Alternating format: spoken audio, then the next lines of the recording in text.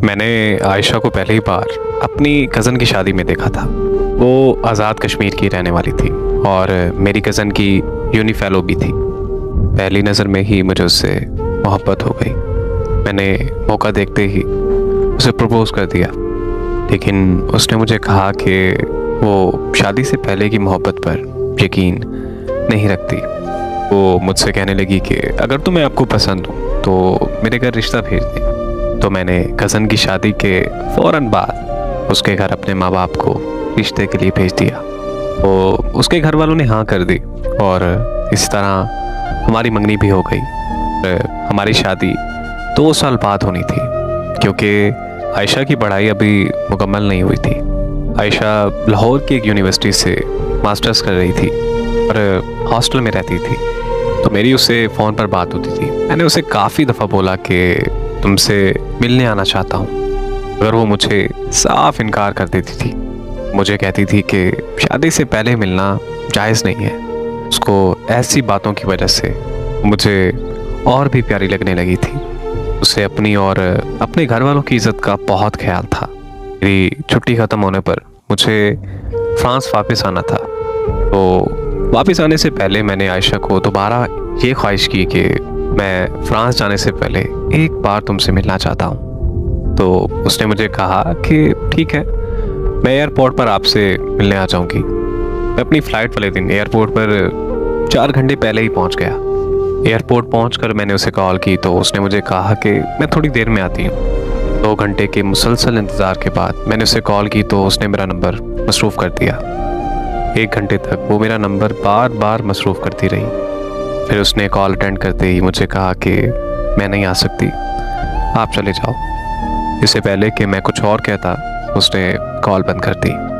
तब मैंने दोबारा कॉल की तो उसका नंबर बंद जाने लगा। मुझे कुछ समझ नहीं आ रहा था कि आखिर वो ऐसा क्यों कर रही है।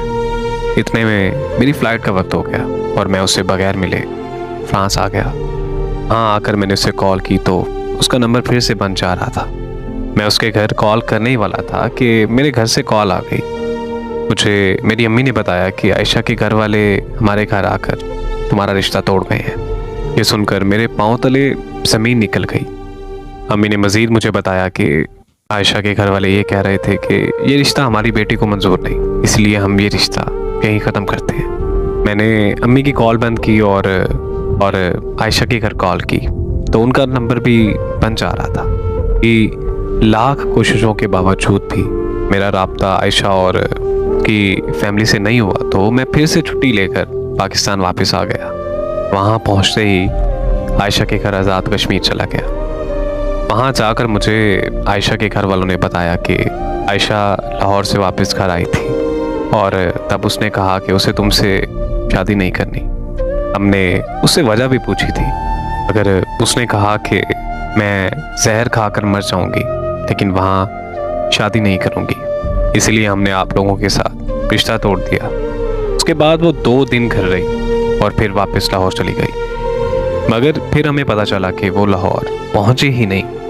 हमने उसे बहुत ढूंढा मगर उसका कुछ पता नहीं है। मैं ये सब सुनकर और भी तकलीफ़ में चला गया, क्योंकि मेरे अंदर बहुत सारे सवाल पैदा हो चुके थे कि आखिर उस दिन वो एयरपोर्ट पर क्यों नहीं आई और फिर उसने अचानक मुझसे मंगनी क्यों तोड़ी और अब अचानक कहाँ गायब हो गई है। मैं अपने इन्हीं सवालों के जवाब जानने के लिए अपनी कज़न से मिलने लाहौर चला गया, जो उसकी बेस्ट फ्रेंड हुआ करती थी और आयशा की यूनिवर्सिटी फेलो भी रह चुकी थी।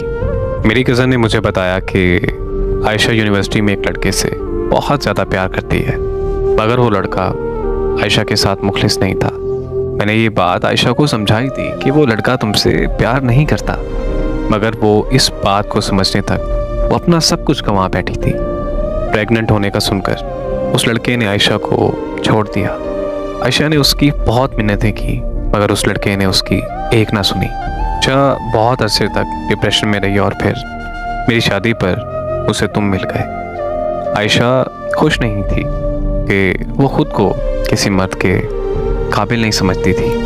वो तुम्हें ये सब बताना चाहती थी, मगर मैंने ही उसे मना कर दिया था, क्योंकि मैं ये चाहती थी कि वो अपने कल को भूलकर आज में जीना सीख ले। अपनी कज़न से आयशा के बारे में सुनकर मुझे बहुत दुख हुआ। फिर अफसोस इस बात का था कि मेरी कज़न को भी नहीं पता था कि